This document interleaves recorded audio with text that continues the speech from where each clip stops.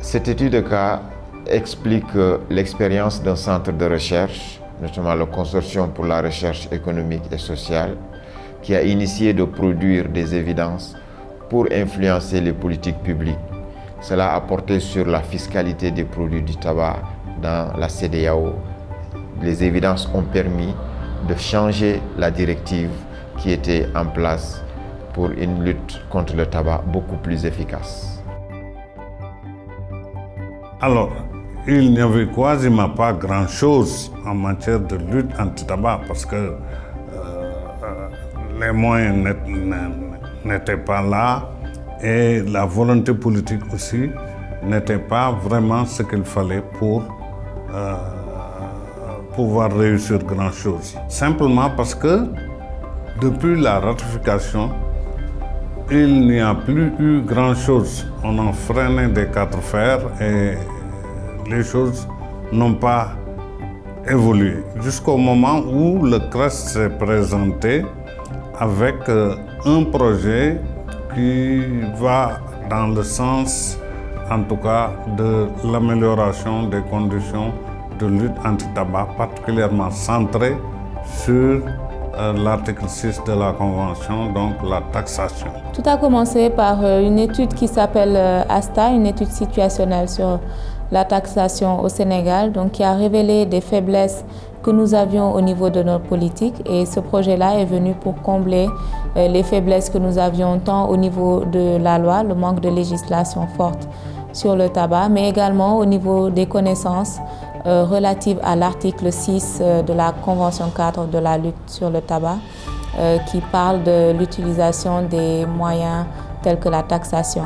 Et je dois dire, commencer par des activités qui n'avaient rien à voir avec le tabac, pour ce qui concerne le niveau régional, parce que c'est le CRES qui avait accompagné l'Afrique de l'Ouest à travers les deux commissions économiques régionales, la CEDEAO et l'UEMOA, ainsi que les 16 États de l'Afrique de l'Ouest.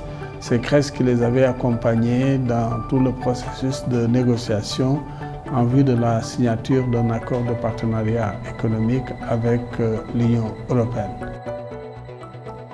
Nous avons produit 3 types de documents. D'abord, il y a les profils pays dans chacun des 15 pays de la CEDEAO. Ces profils pays ont consisté à analyser l'état de la consommation, l'état de la production, le commerce international, les lois et fiscalité des produits du tabac. Nous avons par la suite fait un document de synthèse de tout ça pour représenter la région Afrique de l'Ouest, ECOWAS. Par la suite, nous avons repris les éléments que nous avons trouvés dans ces différents états situationnels. Nous avons fait un document de plaidoyer, un argumentaire, qui a consisté à voir la situation des pays de l'Afrique de l'Ouest avec ce qui se fait dans les autres pays du monde, de faire une comparaison afin d'en tirer un certain nombre de leçons et faire un plaidoyer pour changer la fiscalité.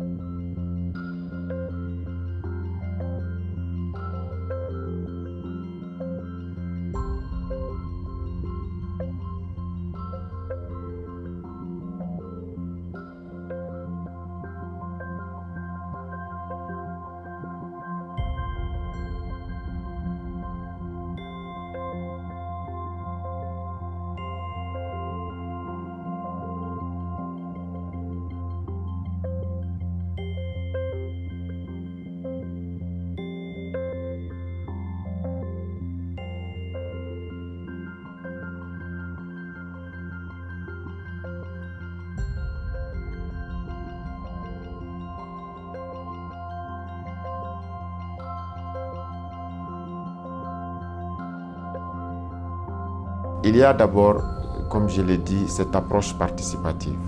C'est-à-dire depuis le début du projet action, du projet de recherche-action, de mettre en place une dynamique qui regroupe tout le monde dès le début.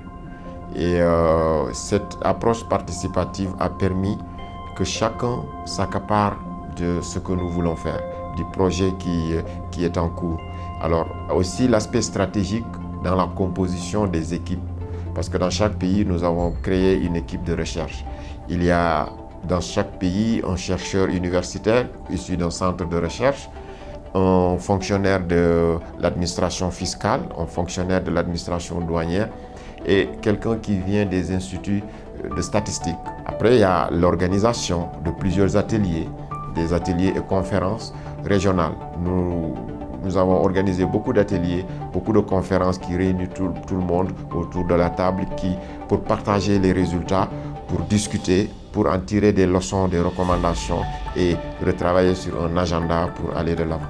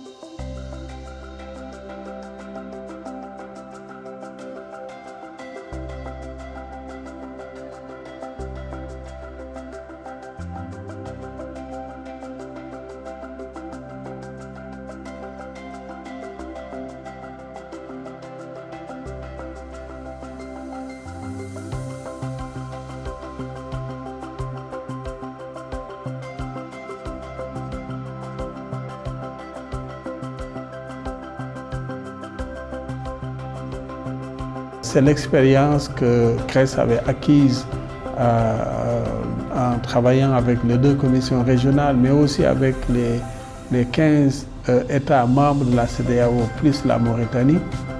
C'est cette expérience que, en quelque sorte, CRES a utilisée quand il s'est agi d'agir au niveau régional pour l'adoption d'une directive régionale. Pour ce qui concerne les leçons apprises, je pense que l'expérience que nous avons vécue nous a montré qu'il est important d'avoir une bonne connaissance du fonctionnement des institutions gouvernementales. Si nous ne savions pas comment fonctionnent les 2 organisations régionales, comment les différents pays aussi fonctionnent, travaillent avec les organisations régionales, je ne pense pas que nous pourrions en si peu de temps faire ce travail de mobilisation et arriver à notre fin. Une deuxième leçon aussi, à mon avis, qu'il faut tirer, c'est que c'est très important d'être crédible sur le plan scientifique quand on est une institution de recherche, quand on est un think tank. Alors les facteurs clés qui ont aidé à la réussite de ce projet, je peux d'abord citer le rôle de leadership de certains champions. Il y a le directeur du CRES qui a eu le flair de savoir que c'est une problématique importante pour l'Afrique de l'Ouest, pour chacun des pays de la CEDEAO. Et il y a aussi le président de la commission des douanes du commerce de la CEDEAO qui a joué un rôle très important de regroupement, de création de synergie. Les 2 champions ont réussi à créer une synergie à travers une démarche participative.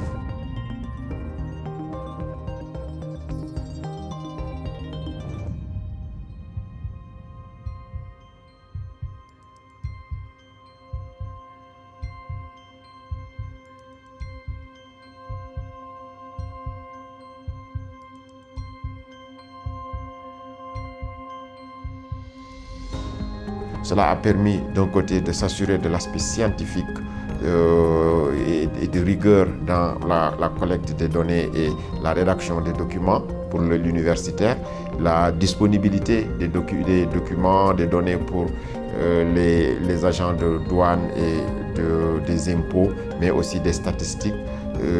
Mais aussi, sur un autre plan stratégique, nous savons que ce sont les inspecteurs des impôts, des douanes, qui doivent convaincre leur autorité ministérielle pour qu'on puisse avoir un changement de directive. Donc leur inclusion a été aussi un élément clé de mécanisme.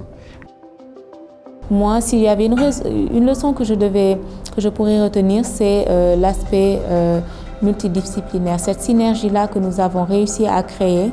Et je crois la pierre angulaire de tout ce que nous avons pu réussir jusqu'à présent. Parce qu'auparavant, chacun avait son point de vue sur la question, mais il n'y avait pas de cadre de concertation ou de dialogue qui permettait à chacun de pouvoir mettre en avant les spécificités liées à son domaine et liées aussi à la taxation du tabac. Le fiscaliste voyait les choses sous un angle recette fiscale, l'activiste le voyait sous un angle santé, mais c'est ce cadre-là que nous avons réussi à créer a permis de générer de nouvelles idées avec la confrontation des différents points de vue. Et je pense que c'est ça également qui a renforcé la volonté politique pour aller de l'avant et adopter de nouvelles lois. Je pense que si CRES ne s'était pas montré à la hauteur, si le CRES n'avait pas obtenu, si je puis dire, le respect au plan scientifique de tous ces États membres et bien sûr de l'Union européenne, je crois qu'il aurait été difficile après pour le CRES de mobiliser ces organisations régionales ainsi que les 15 États membres de la CEDEAO. Donc c'est très important d'être crédible sur le plan scientifique. C'est très important d'allier, si je puis dire, la recherche avec le plaidoyer, l'action pour faire bouger les lignes.